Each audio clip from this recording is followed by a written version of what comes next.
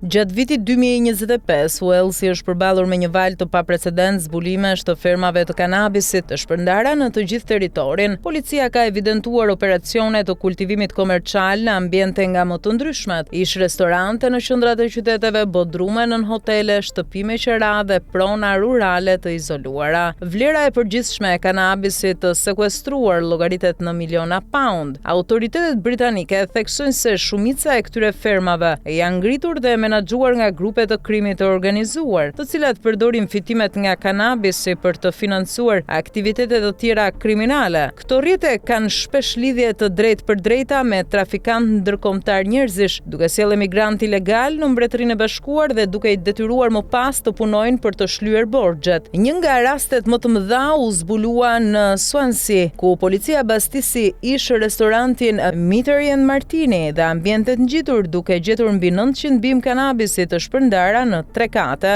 Brenda objektit ndodhej dhe një apartament ku jetonin punëtorët. 2 shtetas shqiptar, Aleksandër Çela dhe Denis Oreshka, u arrestuan në tentativë për t'u larguar. Gjykata konstatoi se të dy kishin hyrë ilegalisht në Britani dhe punonin për të shlyer borxhe ndaj trafikantëve. Ata u dënuan me 32 muaj burg. Në një tjetër rast, në Mont Pleasant, Swansea, një shtëpi e marrë me qira ishte shndërruar tërësisht në fermë kanabisi me 398 bim dhe pajisje profesionale kultivimi, me vlerë deri në 171.000 pound. Shqiptari Aldi Pire u arrestua në vendngjarje dhe u dënua me 12 muaj burg, ndërsa gjyqtari ngriti shqetësimin mbi mungesën e kontrollit ndaj pronave me qira. Zbulime të tjera u regjistruan në zona rurale si pranë Kidwellit, ku u gjetën 194 bim me vlerë mbi 250.000 pound. Shqiptari Fation Xhafa dhe britaniku Martin Evans u dënuan me burg. Ky i fundit pasi pranoi se kishte ndihmuar një band shqiptare. Në Newtown, Pois, një shtëpi 4 katëshe rezultoi mbushur me 274 bim dhe lidhjet palishme të energjisë elektrike, ndërsa shqiptari Smetlika u dënua me 25 muaj burg. Raste të ngjashme u zbuluan edhe në Morriston dhe Cardiff, ku prona të zakonshme banimi ishin shndërruar në plantacione të sofistikuara. Të përfshirët, kryesisht shtetas shqiptar, u dënuan me burgime nga disa muaj deri në mbi 2 vjet, me mundësi lirimi me kusht dhe deportimi të mundshëm. Autoritetet britanike paralajmërojnë se lufta ndaj këtyre fermave mbetet prioritet, ndërsa rasti i Walesit për vitin 2025 nxjerr në palë lidhjen e fortë mes krimit të organizuar, trafikut të njerëzve dhe shfrytëzimit të emigrantëve ilegal.